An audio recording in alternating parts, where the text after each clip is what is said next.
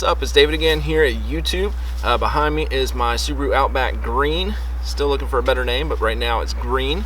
And if you've been following along since I went ahead and changed channels, you know that the whole reason I got an Outback over the Forester is because the Outback's a little longer, it's a little bigger, and it's going to allow me to turn it into a camping vehicle, something I can just drive right up to the campsite. Don't have to worry about tents. Don't have to worry about trekking out into the woods, making some kind of shelter or anything like that. Not that I have anything against that. That's awesome, and that's something I'll be doing as well on these channels, but on this channel. But I wanted a vehicle that I could just drive right up to the campsite, get off the grid, and sleep in and camp in, and have everything within the vehicle, just to kind of make it a little easier. That, and it's kind of fun to be able to turn your car into something else, right? Something you can almost live in. I mean, I know people that actually do live in their Subarus.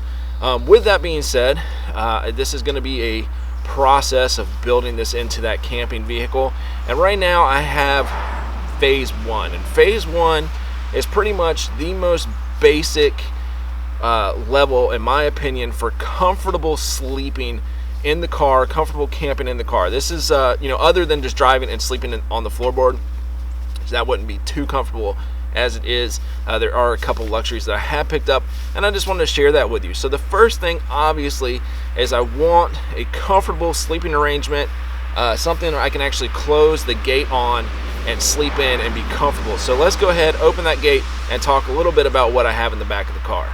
Alright guys, so here is the back of the car. The gate is open, and what I have behind me right here is just a very basic, very simple, super cheap air mattress. It's a twin size. It fits almost perfectly. I did have to pull the seats up just a little bit to be able to get it to fit, but I do have it so that the gate can close and I can sleep in it with the gate closed. Another really great thing, I don't even think Subaru really meant for this to happen, but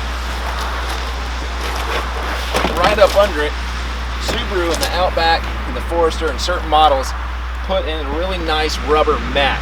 So this would be great to kind of use as a porch, so you can kind of sit it down here. You can leave your shoes out here, your dirty, wet, muddy shoes, without having to climb in and get mud and dirt all over where you're sleeping. But again, this is really comfortable. I've already tried it. I'll climb in here in just a second. I'm 6'4", so I'm pretty tall. I do have to kind of turn and pull my legs in a little bit, but that's how I sleep normally anyways. But the twin fits just about perfect. There's a little bit of room on the side, so if you wanted to bring in like a body pillow, or if you had storage for sleeping bags or whatnot, it would work. I think my wife and I should be able to fit in here together. We're used to sleeping close together. That's why we got married. But yeah, it's super comfortable. Again, super cheap. Everything you're going to see in phase one will be linked below. You can go to Amazon and order you one. But let me go ahead and I'll climb in here and I'll close this, and then we'll talk about ventilation. You do lose a little bit of headroom for a tall guy like me.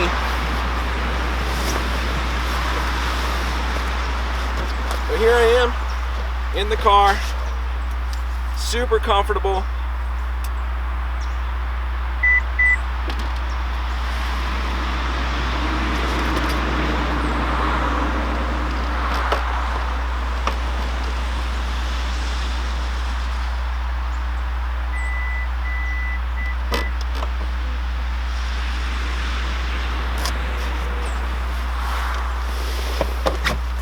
There it is, super comfortable.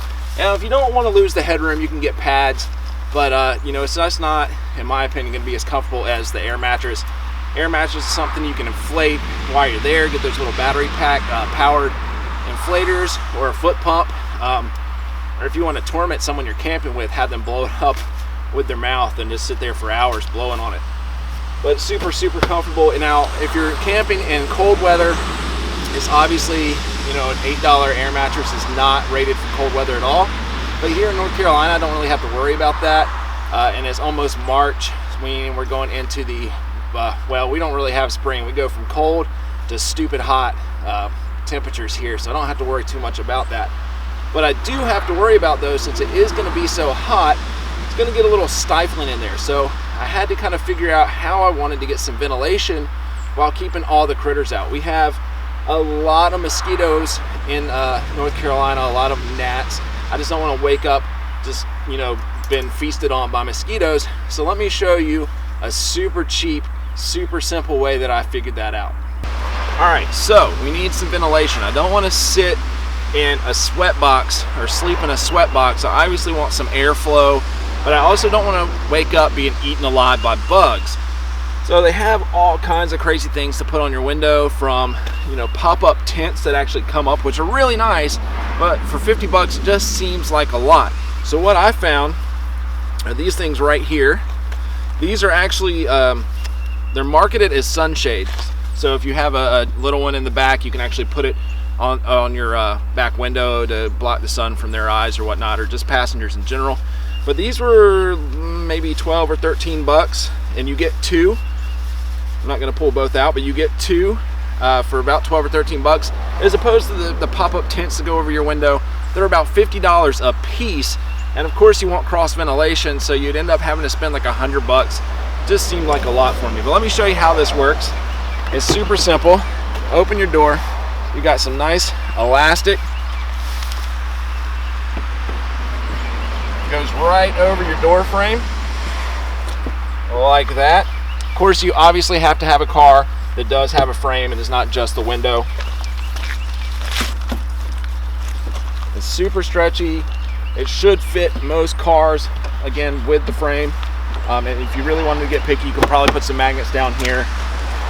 See if I can get it to come down. There we go. Close the door, and this way you are completely able to roll down your window.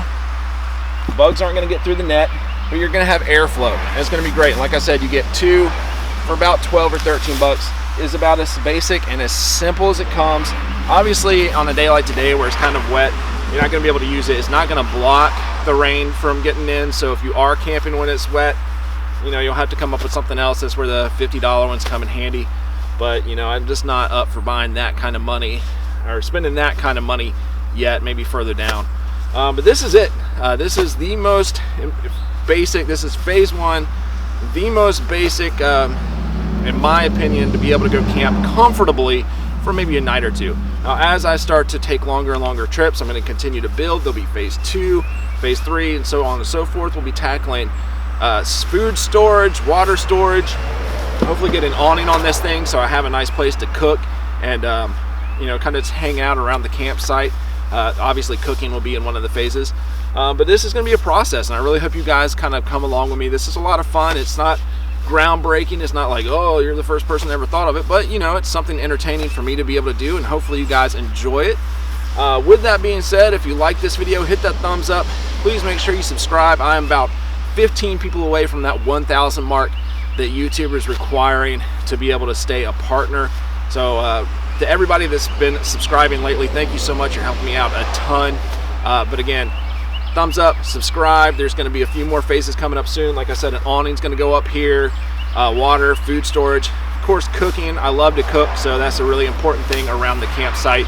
And once I get maybe past phase two, we're going to actually head out and do some camping. My wife and I are kind of looking forward to that. With that being said, I'm going to go ahead and end the video here so I don't ramble too much, and I'll see you guys in a future video.